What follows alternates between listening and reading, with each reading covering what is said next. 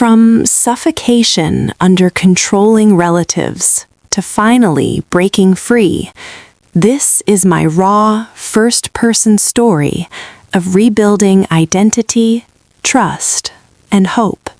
Breaking free from family toxicity and rediscovering self-worth. There are days, even now, when I can still feel the weight of it. Not a physical weight, but a phantom pressure, a cold dread that used to settle deep in my bones, a constant companion that whispered, "You are not enough. You are not safe. You are not truly free." It's a ghost, this feeling, a faint echo of the life I once knew, the life I clawed my way out of. I live in a different house now, in a different city, with different people who choose to love me, not control me. My walls are painted a soft, calming blue, not the harsh, sterile white of my childhood bedroom. My mornings begin with birdsong, not the precise, critical tone of a parent's voice dissecting my every move. Yet sometimes, when a certain scent drifts by, perhaps a specific brand of detergent, or the cloying sweetness of a flower my mother adored, I'm transported back.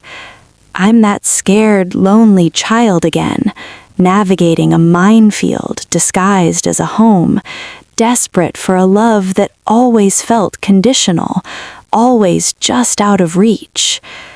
It's a strange thing, isn't it, to escape a prison only to find the bars have been etched into your very soul, to sever ties with the people who raised you, who gave you life, and to wonder every single day if you made the right choice.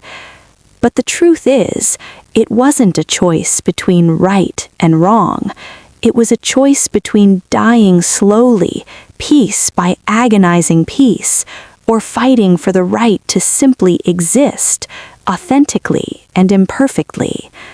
This isn't a story of easy triumph or sudden awakening. This is the raw, unflinching account of a decades-long struggle, of gaslighting and manipulation, of quiet desperation and explosive confrontations. It's the story of how I learned to trust my own instincts after years of being told I was always wrong. It's about breaking free from the suffocating embrace of a family that loved me in their own twisted way, but never truly saw me. And ultimately, it's about reclaiming a life I didn't even know was mine to begin with.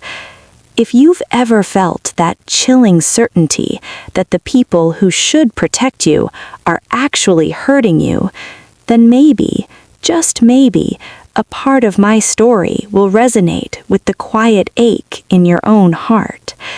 Because the journey to rediscover self-worth after having it systematically stripped away, it's the hardest journey you will ever embark on. But it is, I promise you, also the most profoundly rewarding. My earliest memories are bathed in a kind of muted light, a soft, almost sepia tone that belies the sharp edges lurking beneath the surface. We lived in a respectable, quiet neighborhood, the kind with manicured lawns and children's laughter echoing through sprinklers in the summer. From the outside, we were the picture of a stable, perhaps even aspirational family. My father, a man of unwavering principles and rigid expectations, worked tirelessly. My mother, beautiful and meticulously put together, managed our home with an iron fist disguised in a velvet glove. I was the eldest, followed by my sister, Clara, 4 years my junior, and then my brother, Thomas, a full decade younger than me. Our home was always immaculate, almost pristine, every cushion fluffed, every surface gleaming, every chore delegated with military precision. But beneath that veneer of perfection, there was a palpable tension, an unspoken demand for absolute conformity. I remember vividly a particular afternoon when I was about 6 or 7. I'd spent hours building an elaborate fort in the living room out of blankets and chairs, a fantastical realm where I was a queen and my stuffed animals were my loyal subjects. My imagination, even then, was my greatest escape. When my mother walked in, her smile, usually reserved and polite, tightened at the corners. "What is this mess, darling?" she asked, her voice soft, almost saccharine. But her eyes, those sharp, discerning eyes, swept over my creation with undisguised disapproval. Before I could even explain the intricate lore of my blanket kingdom, she began to dismantle it, folding the blankets, stacking the chairs. "Such a mess," she repeated. "And think of the dust, darling. A clean home is a happy home." I stood there, utterly paralyzed, watching my world collapse. The humiliation wasn't just about the fort.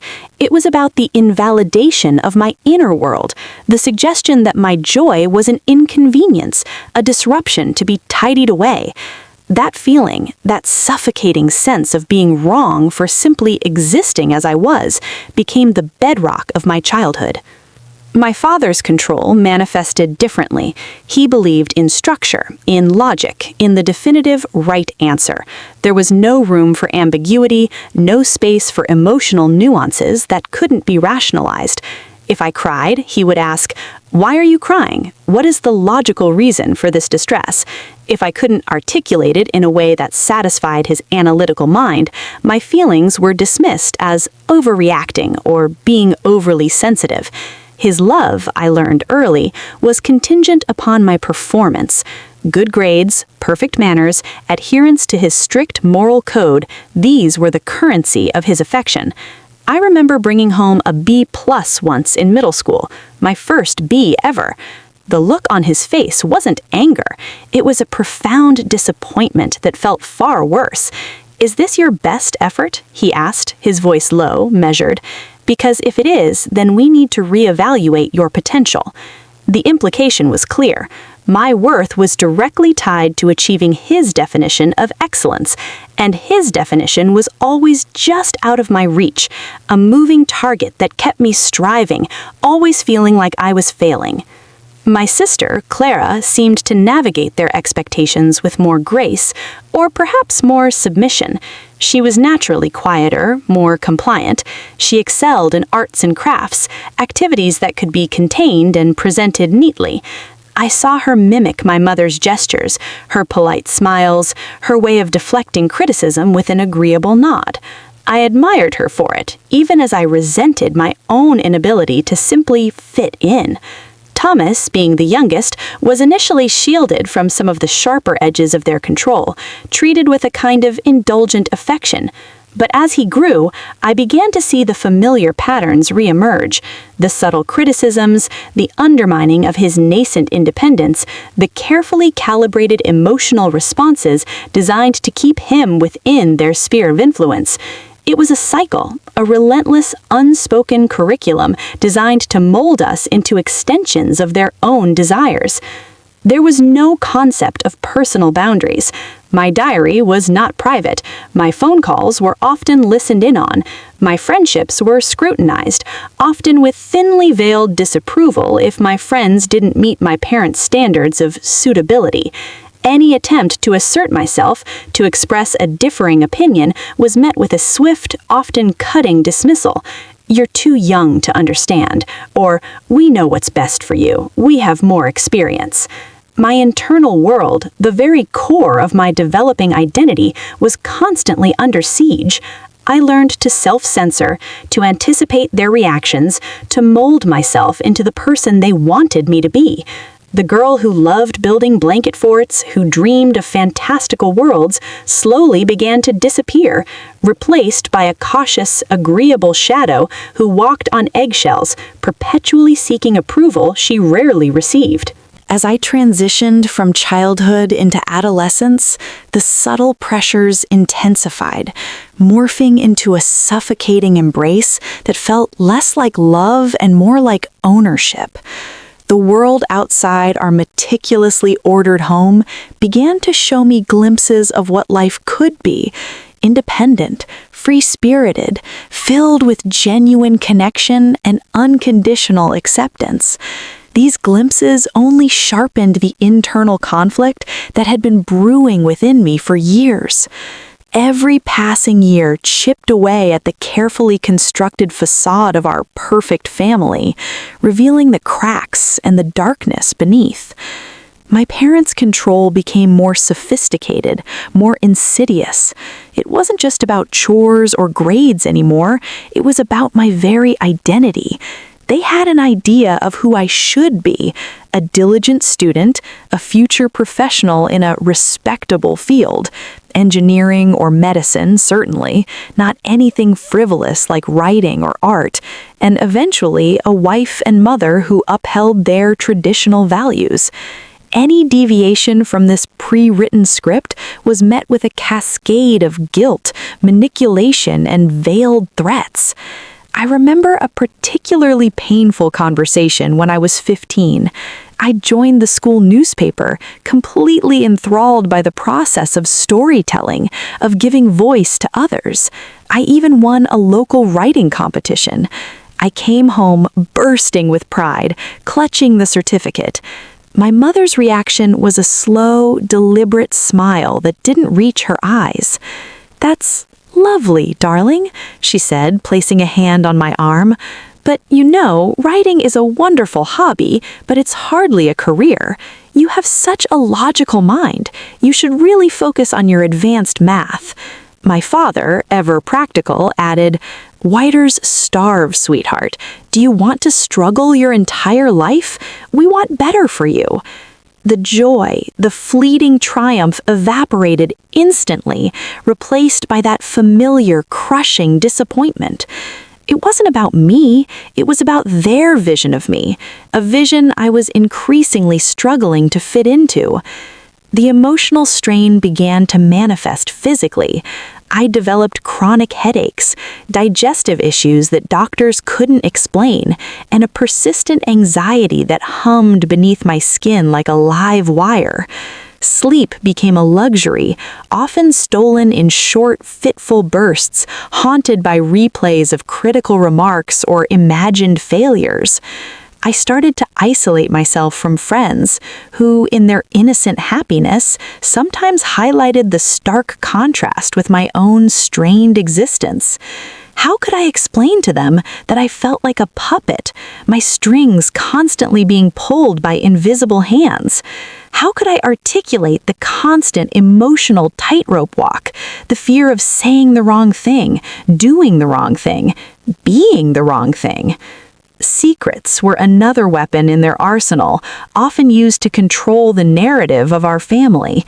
We were taught to present a perfect image to the outside world, to never air our dirty laundry. "What happens in this house stays in this house," my mother would often say, her voice quiet but firm. This created an atmosphere of deep distrust and isolation. I learned to keep my true feelings hidden, even from Clara and Thomas, because I understood intuitively that any perceived weakness or unhappiness could be used against me, or worse, against them. This extended to our extended family too. Grandparents, aunts, and uncles were presented with a curated version of our lives, one where everyone was thriving, obedient, and perfectly content. Any deviation from this script would result in furious, whispered reprimands once we were behind closed doors. One winter evening, the tension escalated during a family dinner. I was 17, timidly exploring the idea of applying to a university further away, a few states over. I hadn't even mentioned it to them yet, but I'd been researching scholarships and programs in secret. My mother, with her uncanny ability to sense my internal shifts, brought it up during a casual conversation about my future. "You know, your Aunt Carol was saying how wonderful it would be if you went to State University. It's so close. You could come home every weekend, and their engineering program is exceptional." My heart sank. State University was their alma mater, their dream for me. When I softly suggested I was looking at other options, Perhaps something with a strong journalism program. The air grew thick with unspoken disapproval. My father put down his fork, his eyes fixed on me. Journalism. We've discussed this, haven't we? That's not a path that guarantees stability. We've worked too hard to ensure you have a secure future. You wouldn't want to disappoint us, would you? The casual mention of disappointment was a dagger. It wasn't a question, it was a command cloaked in a plea, an emotional blackmail designed to make me feel responsible for their happiness, for their legacy. I felt trapped, the walls of their expectations closing in around me, the oxygen slowly being sucked out of the room. That night, I cried to sleep, a desperate silent plea for a way out, for a breath of air that wasn't filtered through their rigid worldview. The boiling point wasn't a sudden explosion, but a slow, agonizing crescendo that culminated in a single, shattering moment. It happened during my senior year of college, a period that should have been exhilarating, filled with anticipation for the future. Instead, it was an emotional battleground. I had, against their wishes, pursued a degree in communications with a focus on writing. The initial backlash had been brutal, a relentless campaign of passive-aggressive comments, silent treatments, and thinly veiled criticisms about my poor judgment and lack of foresight. But I held my ground, clinging to the small victories of academic achievement and the validation from professors and peers who actually saw my talent. The real turning point, the one that irrevocably shifted something deep within me, revolved around a job offer. I'd spent months interning at a small but respected publishing house in a different state, a city about a 6-hour drive from my hometown. It was my dream job, an entry-level editorial assistant position, low pay, long hours, but brimming with potential and, most importantly, independence. I remember the moment the call came, sitting in my cramped dorm room, sunlight streaming through the window. The offer was real. It was tangible. It was mine. A fierce, unfamiliar joy surged through me, quickly followed by a cold dread. I knew what was coming. I called my parents that evening, trying to sound enthusiastic but firm. I explained the role, the company, the city. I tried to frame it as an opportunity, a stepping stone. My mother listened, her voice unnaturally calm. "That's certainly an interesting path, darling," she began, a familiar chill creeping into her tone. "But don't you think it's a little far? And that salary, it's barely enough to cover rent, let alone save anything. We'd be worried sick." My father took over, his voice resonating with authority. "We've discussed this, haven't we? You need stability. We have contacts here, in the city, at a reputable firm, an administrative role, excellent benefits. It's a safe choice, a smart choice." He meant a choice they had made for me, a path they had laid out. He then dropped the bombshell. "We've already spoken to them. They're expecting your resume by the end of the week. You'll have an interview set up next month." The air left my lungs in a painful gasp. They hadn't just voiced their disapproval, they had actively sabotaged my future, behind my back, without my consent. They had taken away my agency, my right to choose, even after all my efforts to build a life for myself.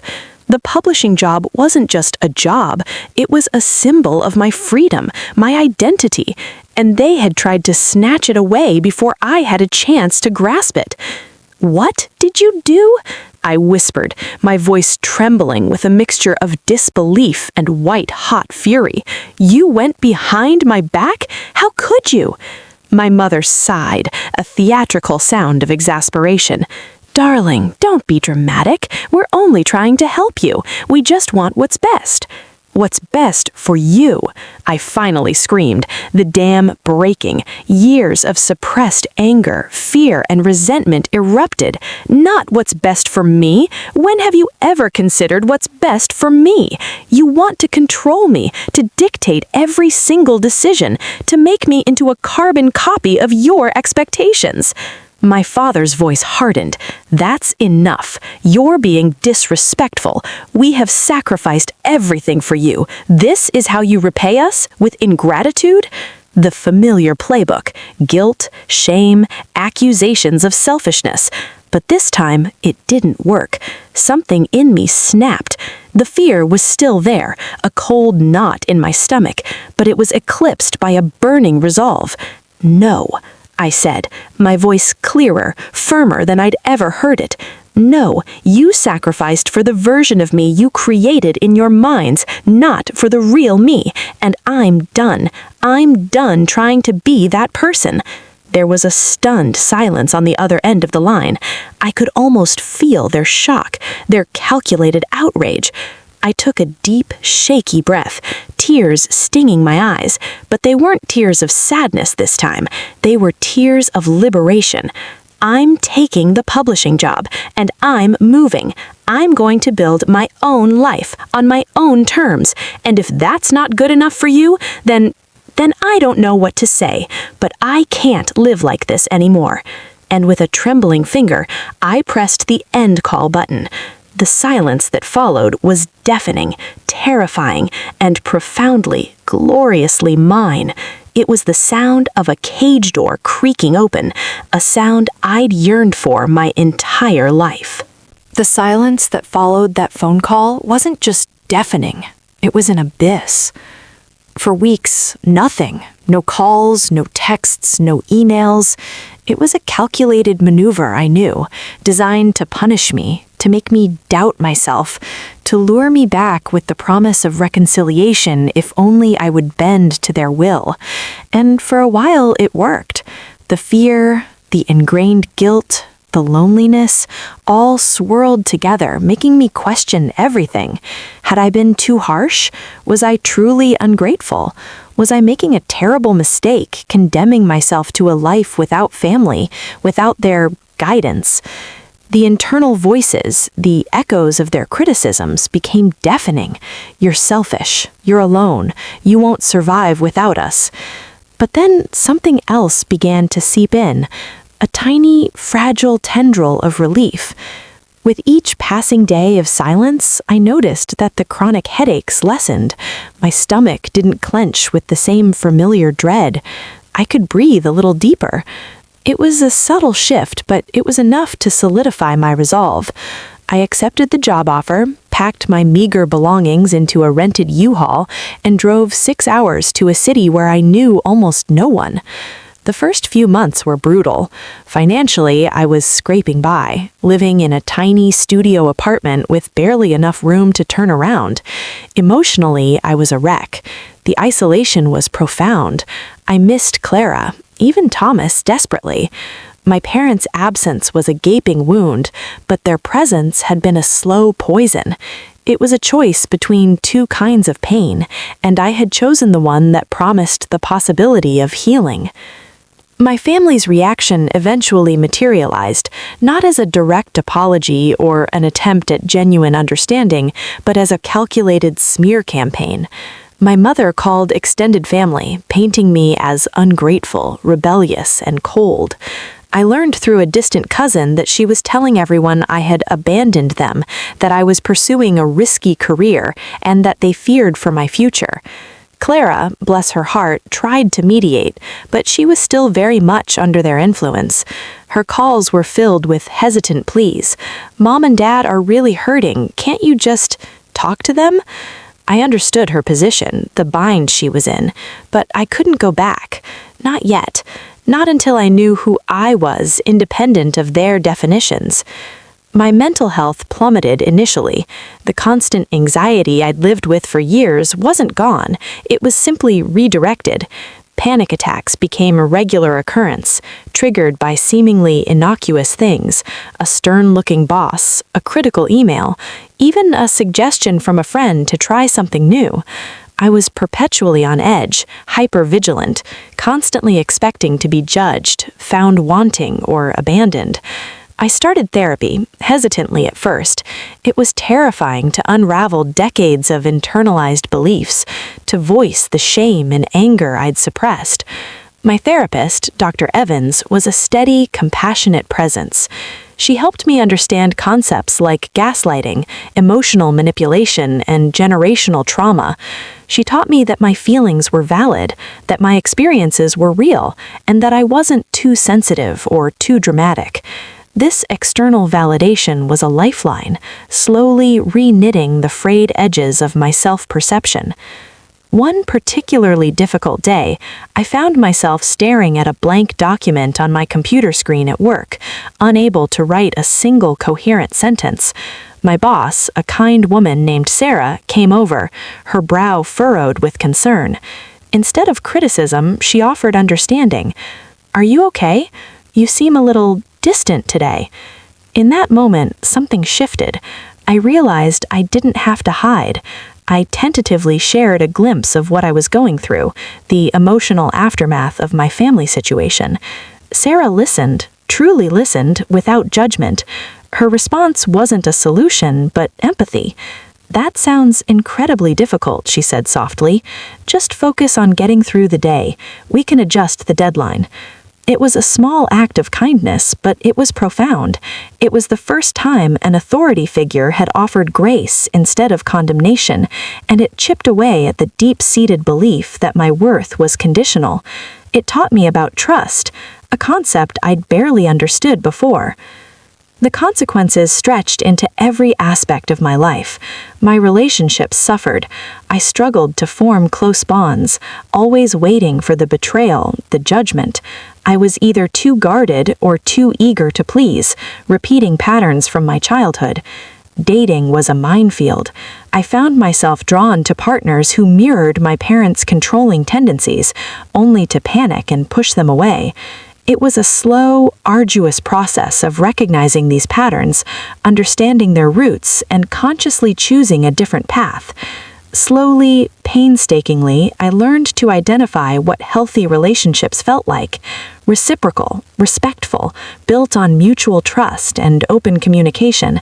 It was messy, it was painful, but each small step forward was a testament to my resilience, a quiet rebellion against the narrative that had been imposed upon me. It's been over a decade since I made that fateful phone call, since I drove away from the life that was both my origin and my prison. The journey since then has been less about a grand, dramatic healing, and more about a persistent, quiet, day-by-day effort to reconstruct myself, piece by fragile piece. There isn't a neat, tied-up happy ending, because healing from this kind of profound familial trauma isn't a destination. It's a continuous process, a commitment to choosing myself every single day. My relationship with my family, my parents specifically, exists now as a faint, distant hum. For years, I maintained a strict no-contact policy. It was the only way I could truly hear my own voice, distinguish it from the cacophony of their expectations. During that time, the silence, initially terrifying, became a sanctuary. It allowed me to forge new connections, to build a chosen family of friends and mentors who offered unconditional love and acceptance. Sarah, my old boss, became a dear friend. My therapist, Dr. Evans, helped me navigate the complex terrain of grief, grieving the family I wished I had, the childhood I deserved, and the parts of myself I had lost along the way. Eventually, after much deliberation and guidance from therapy, I tentatively explored low contact. It wasn't about seeking reconciliation, but about testing my own boundaries, ensuring my newfound strength could withstand their lingering influence. It was challenging. They hadn't changed, not fundamentally. The gaslighting, the veiled criticisms, the attempts at control still surfaced. But I had changed. I no longer absorbed their words as truth. I could recognize their patterns, name their manipulations, and, crucially, disengage. I learned to end calls politely but firmly, to deflect guilt trips with calm assertiveness, to protect my peace above all else. I realized that while I couldn't control their behavior, I could control my response to it. This This wasn't forgiveness in the traditional sense, where everything is forgotten and repaired. It was a different kind of forgiveness. Self-forgiveness for having stayed so long, and a release of the expectation that they would ever be who I needed them to be. My sister, Clara, and I have slowly rebuilt a relationship, one built on mutual respect and understanding, carefully navigating the minefield of our shared past. It's still fragile at times, often strained by the unspoken wounds, but there's a genuine love there, a recognition of our individual struggles within the same toxic environment. We understand each other in a way no one else can, and that shared understanding has become a precious bond. My brother, Thomas, is still navigating his own path, but I offer him support and understanding, a safe harbor if he ever needs to truly break free himself.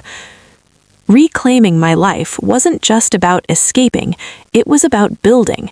It was about discovering passions I'd suppressed. I still write, and it's become my greatest solace and strength. It was about learning to trust my own judgment, to listen to my gut feeling, to believe in my inherent worth regardless of external validation. It was about creating a home, not just a house, filled with warmth, acceptance, and genuine connection.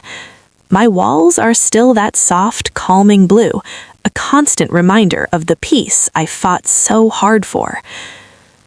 The greatest lesson I learned is this: sometimes the bravest act of self-love is to walk away from the people who claim to love you, but whose actions consistently diminish you.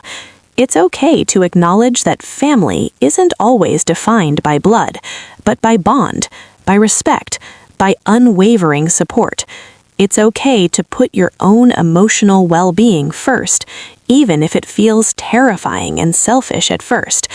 Because when you do, when you finally give yourself permission to shed the skin of expectations and step into your authentic self, you discover a resilience you never knew you possessed. You find a strength that comes not from external approval, but from deep within, a quiet, unshakable confidence that whispers, "You are enough. You are safe. You are truly free." And that, my friends, is a freedom worth fighting for. Every single day.